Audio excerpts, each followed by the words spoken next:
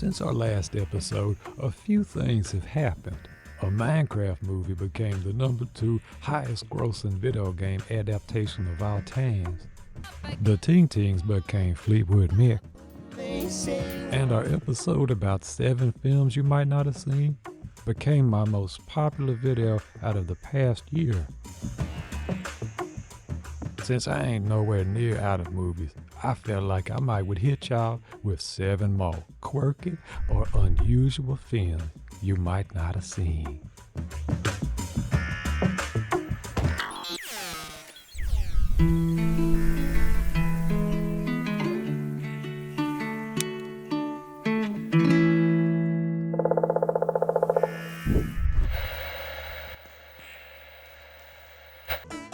Rubin and Ed, how do I describe it? Directed by Trent Harris in 1992, I'd say that Rubin and Ed was Napoleon Dynamite before Napoleon Dynamite. Not only was it shot in and around Salt Lake City, Utah, but it features 2 quirky, bizarre characters who I feel would not be too out of place in a Jared Hess movie. My name is Ed. Who are you? Who are you really? Crispin Glover plays Reuben Farr, a shut-in who lives with his mother. Reuben is mourning his cat, which is currently stored in the freezer until he can find a proper burial place. After making an arrangement to return his stereo to him, Reuben's mother forces him to get out of the house. That's it!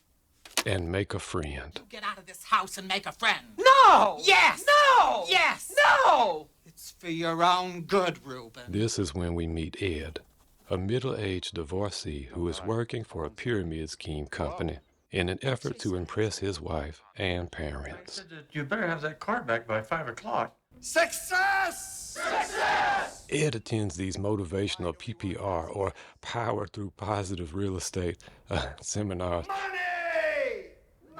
These seminars have a kind of a cult-like appeal, which is only reinforced by their charismatic leader, Mr. Buster, played by Michael Green. Who are you? As I said, Reuben is played by Crispin Glover, and Crispin Glover is as quirky as only Crispin Glover can be. He's wild, y'all. And let me say that this movie is not for everybody. The dialogue is unusual. I don't feel like going to the seminar now. In your frame of mind, I think the seminar would be very good. No. And there are some somewhat gross moments. Oh, that is the most repulsive thing. But I'd say that if you enjoy a Jared Hess, Wes Anderson type of more understated humor, this might be right up your alley. The backdrops and scenery in Rubin and Ed are quite nice to look at, almost dream-like in a way. The bulk of the film deals with Rubin and Ed's mishaps one after the next and their struggle to see eye to eye, providing a continual stream of hilarity. I am the king of the Echo people. If you remember seeing the Crispin Glover stunt on David Letterman back in 1987, you might notice a similarity between the persona he's using here I can kick. and the character of Reuben. Rubin and Ed, Crafsman recommends it. Man, you really need that seminar.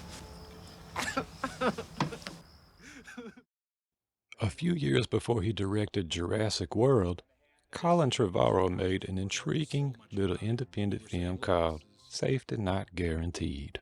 Already starting with an interesting title, the story was born from an interesting premise. Someone puts an ad in the local paper that reads, "Wanted, someone to go back in time with me. This is not a joke. You'll get paid after we get back." Bring your own weapons. Safety's not guaranteed, and he's only done this once before. Mark Duplass plays Kenneth, a kind of simple grocery store clerk who is convinced he's figured out how to time travel. Like a V, you know what I mean? Jake Johnson also stars in this film as Jake Johnson. I've only seen Jake Johnson in a few projects, and in every one of them, he's always playing Jake Johnson. But for Aubrey Plaza, who is our lead character, this is probably one of her most endearing and sincere roles, especially compared to her normal style of character. Aubrey plays Darius, an intern at a Seattle magazine company.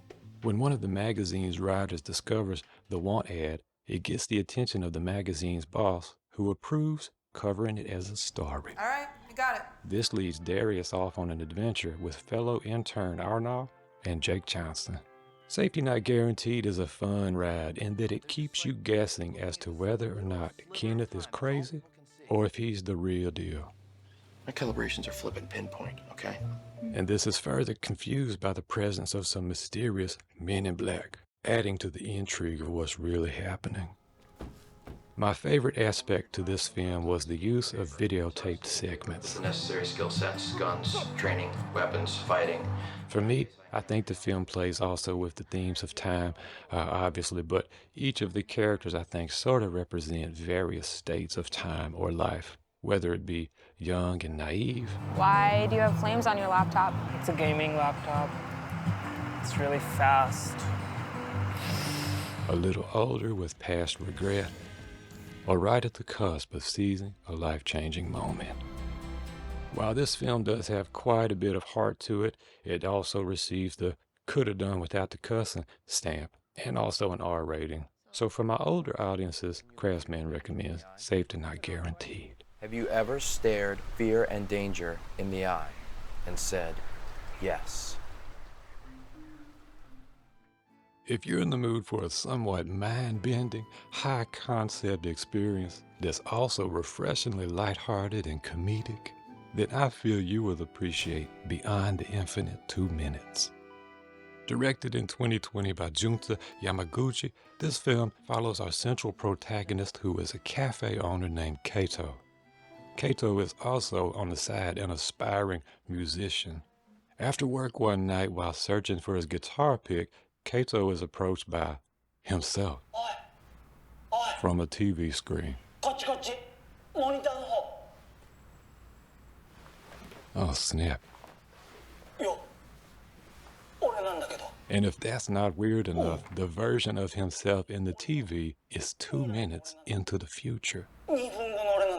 And is coming from the TV in the cafe.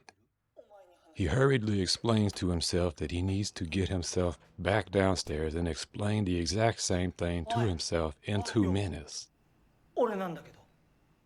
While Kato is still processing what's even happening, his friends drop by and discover the Time TV.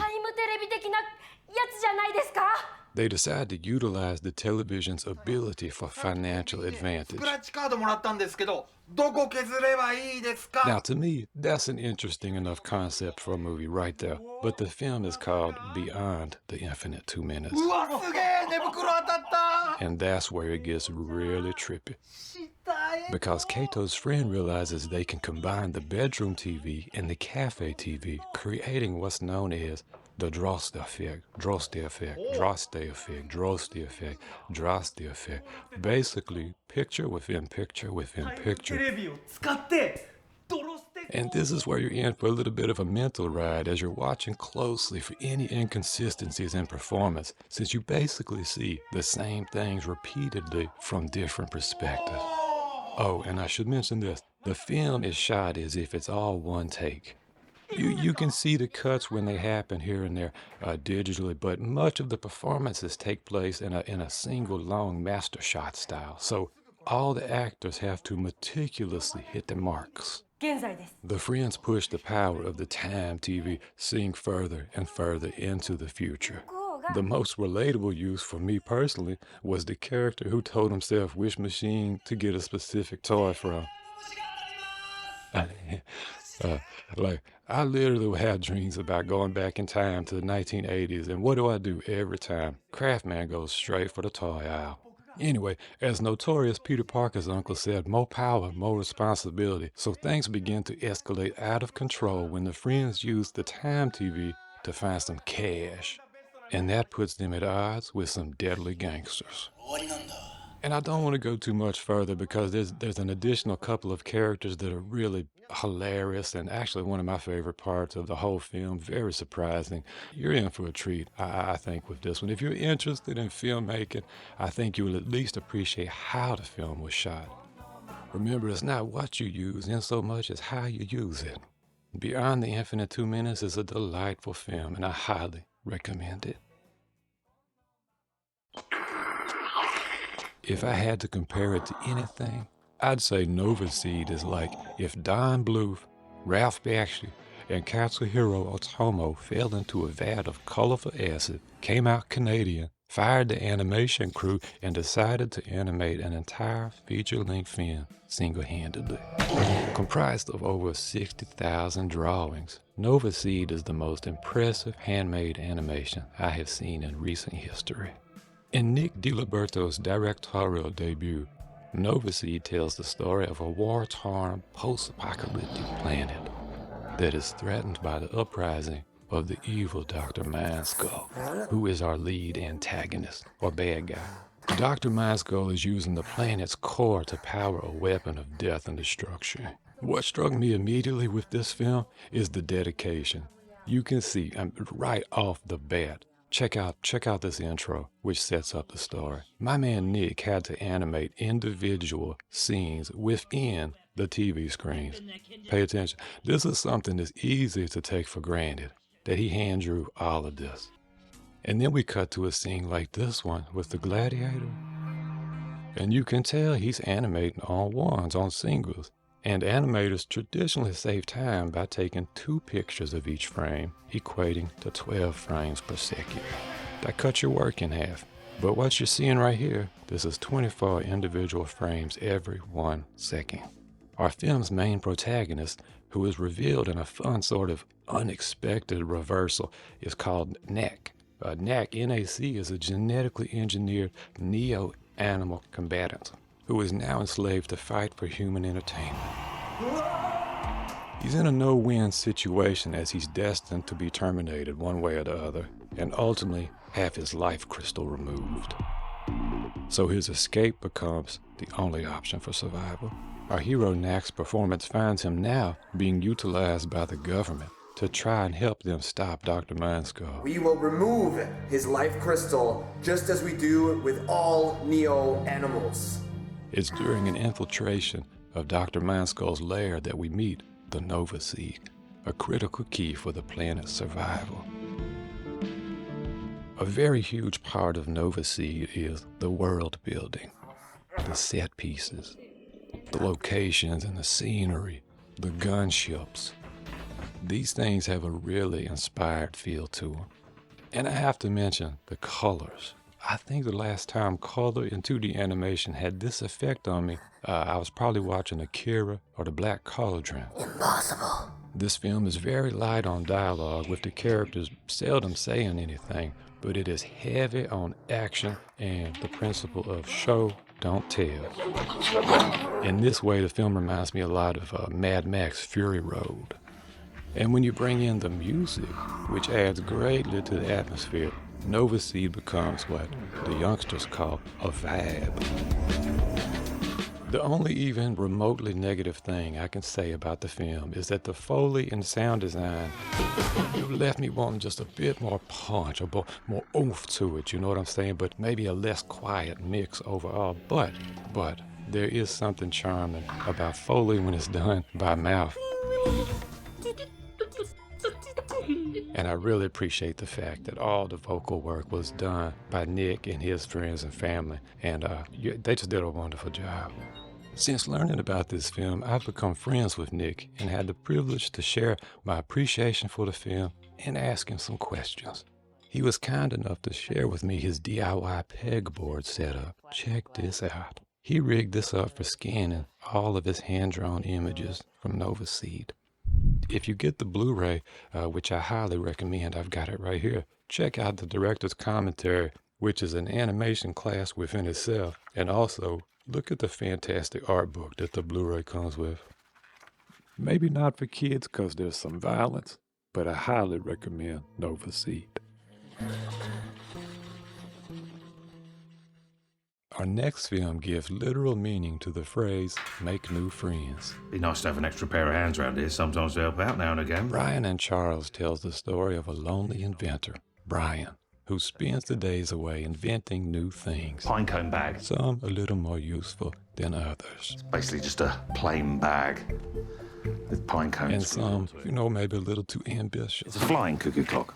So whenever anyone in the village wants to know the time, they can look up in the air and I'll be there. Immediately I was like, yeah, my man, he's out here kid bashing, trash bashing, building things. Let's go, Brian, get it. He's just an immediately likable character, very well played by the actor David Earl.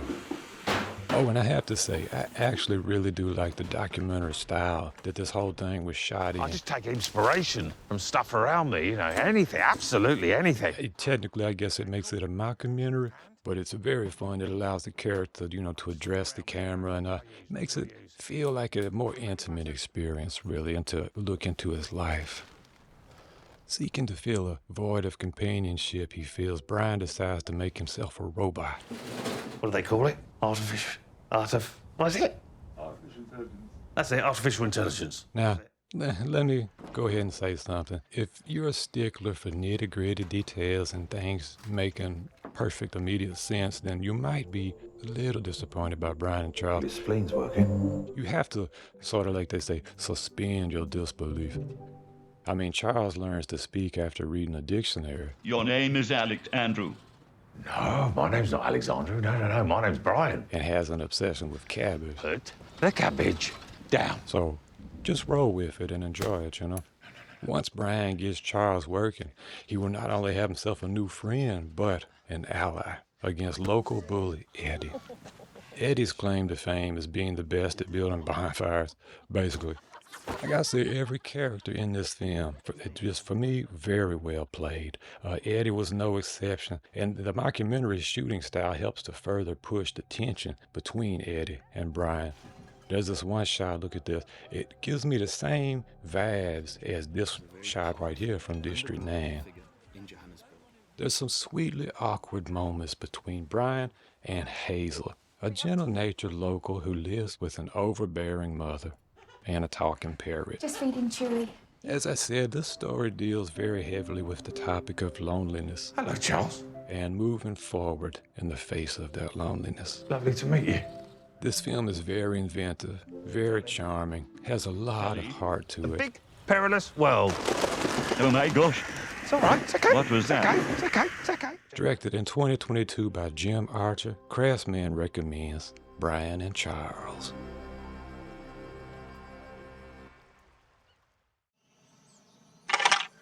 We guarantee that you will experience a 500% increase in your memory after taking this course. And here's the key. Jess Moss is a 2011 film directed by Clay Jeter. And one that would have probably been nowhere on Craftsman's radar had I not got this recommendation. Hey, check out this indie movie that was shot on expired 16mm film. But what hooked me was the analog visuals.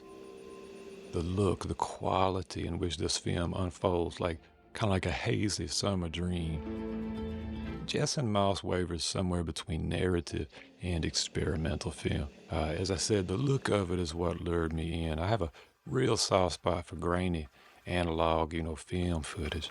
But really, furthermore, the locations. Similarly to Vernon, Florida, which I covered in my last episode about films, these are the kinds of places I grew up around. As a kid, me and my cousins would play all around, inside of, and on top of grain bins. Some kids played hide and seek. Me and my cousins played hide and see if you make it back alive. Filmed in rural Kentucky, the narrative aspect of this movie centers around two cousins, Jess, who is 18, and Moss, who is 12. Remember last year when we went out on Uncle Randy's boat? These two have spent summers together since before they can remember, just like their parents did before them. My mom and dad and your mom and dad were best friends. It's essentially a coming-of-age story, and the driving theme of this film is that of the passage of time. There are some, I'd say somewhat iffy moments and some language, so maybe not for younger viewers. Hey, I got your back. But overall, the film does have heart to it, especially on the part of Moss, who you really empathize for. This little man here, he's still in that place of play and longing for days gone by, boat rides like they used to. While Jess, She's growing past that stage of play, but at the same time apprehensive about the next step. It's scary. While the plot is very straightforward and open and simple, it leaves a lot of room for the visuals and the look and the feel and the tone of the film to sort of roll over you in a somewhat hypnotical fashion, And the day you were born was the happiest day of their lives. making Jess and Moss quite a different viewing experience from the normal film. Hey, do you think there's aliens out there? Probably. Here, let's see if they know Morse code.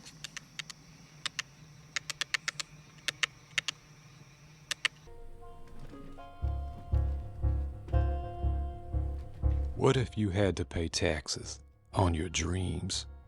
That was the hook that got me interested in our next film, Strawberry Mansion. Right from the jump, let me just say, this is another one of the movies that's probably not for everybody. It has the vibe of an experimental film, but does have a narrative to it, even if it is a bit mysterious. It is a future where the government taxes people on their dreams. And our main character, James Preble, is a government tax man. James's main function is as a dream auditor who literally reviews people's dreams for things that can be taxed. One day, James is called on to audit the dreams of Bella Isadora, Oh, hello. a sweet older lady who, instead of using the modern dream recording hardware, sticks with analog VHS. Just how many tapes would you say you have? 2,000 or more? So already I like Miss Bella, she's all right. But this forces James to have to individually review every tape in Bella's dream archive, taking us along for the ride. During the course of his audit, James begins to develop feelings for the younger Bella, but a family secret. You understand she was totally delusional. And an archive of dream monsters threatened their relationship. Ben, ready the cannon. Many of the scenes have a surreal, almost David Lynch type feel to them, like you'd see it in Twin Peaks or something, especially the moments with James's friend, Buddy. First tube here for you. And some characters may be frightening to younger viewers, just a heads up, as well as some potentially intense scenes. There's also what I like to call a major cuss word in this film, which it could have done without it. But that aside, what I like most about this movie is the aesthetic. The grainy footage, the synthy score and music. And did I mention it has stop motion animation? Check that out. Not for everybody, and I would say probably not for kids. But Crafsman does recommend Strawberry Mansion for anyone who's looking for something different visually, audibly, and storyly.